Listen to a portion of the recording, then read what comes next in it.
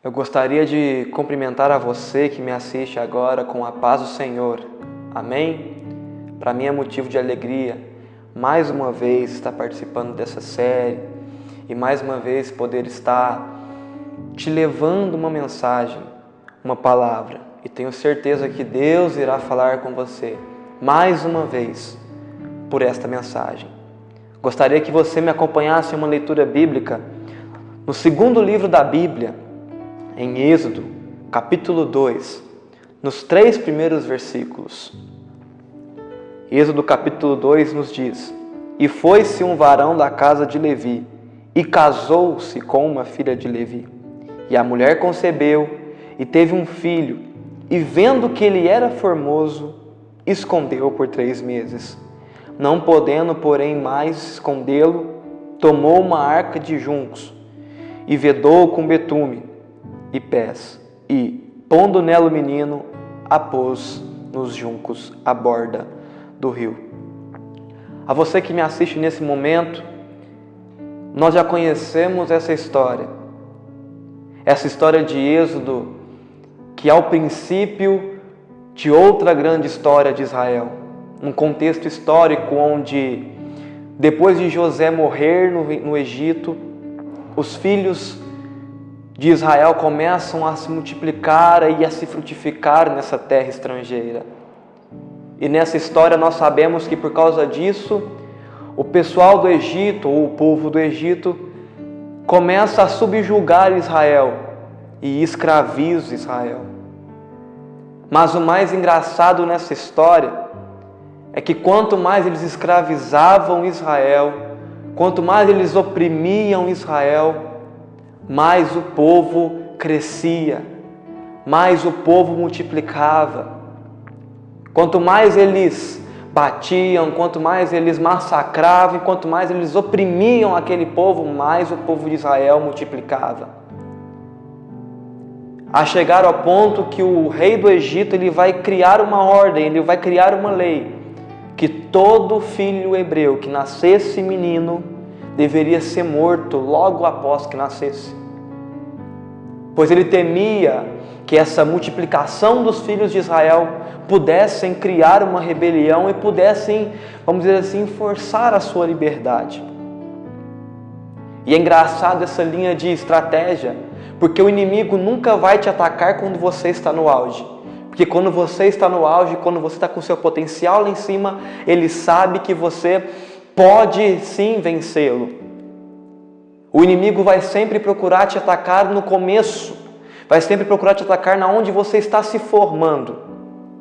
E é num ambiente como esse, num ambiente de improbabilidade, um ambiente de impossibilidade, que nasce um menino.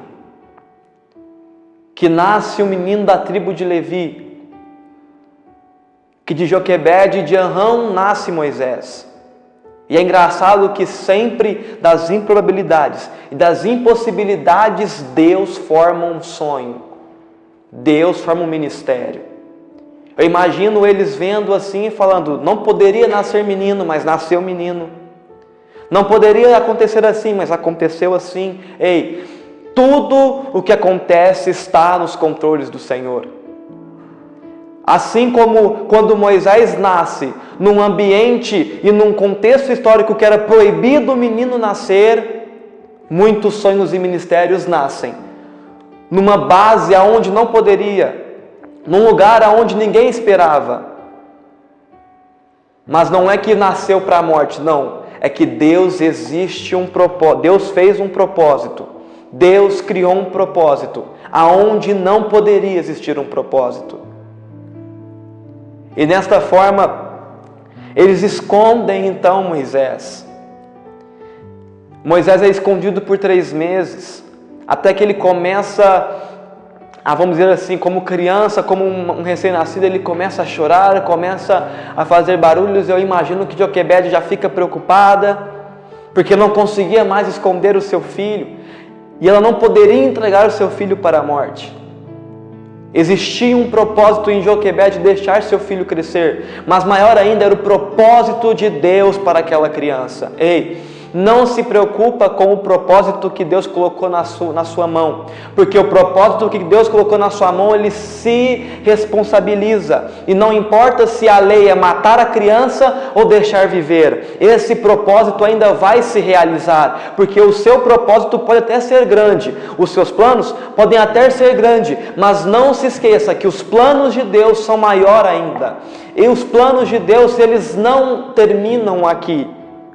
Eles começam na onde não poderia começar. Eles começam na onde era improvável começar. Mas eles fazem sentido. E eles chegam aonde eles devem chegar. A prova disso é que Joquebede, então, ele vai colocar o menino num cestinho. E vai vedar aquele cesto e colocar no rio Nilo. Esse rio que era conhecido por ter crocodilos, por ter animais que poderiam facilmente destruir aquele pequeno cestinho e matar aquela criança. Mas o que acontece é que quando Joquebede faz aquele teste de fé, eu imagino que quando ela coloca aquele menino naquele cesto e coloca no rio, eu imagino que ela deve estar orando a Deus, pedindo pela proteção. Mal sabia ela que o próprio Deus já havia decretado, já havia declarado que aquele menino iria crescer, que aquele menino iria viver e que aquele menino seria um grande potencial nas mãos do Senhor. E ela coloca naquele rio. E o interessante é que no rio Nilo, por mais que ele tenha um curso, assim como o rio, ele tem uma vegetação marinha, ele tem também as suas correntezas. Aquele cestinho poderia muito bem ir para qualquer área, ou se agarrar em alguma alga, mas não. Aquele menino, naquele cestinho, parece ser guiado pelas águas, até que ele vai parar bem aonde a filha de Faraó está se banhando. Ei, não importa como, Deus sempre irá te guiar. Não importa se vai ser num rio com uma correnteza, ou não importa se vai ser num deserto sem nenhum caminho. Deus faz um caminho na onde você menos espera. Deus faz um trajeto aonde você menos imagina. E Deus naquele momento fez um trajeto. E aquele cestinho foi parar na filha de Faraó. Só que o mais engraçado não é nem isso. O mais engraçado é que a irmã de Moisés, uma pequena menina, ficou todo aquele trajeto para poder chegar na filha de Faraó e poder fazer a pequena pergunta: não seria bom achar alguém para amamentar a criança?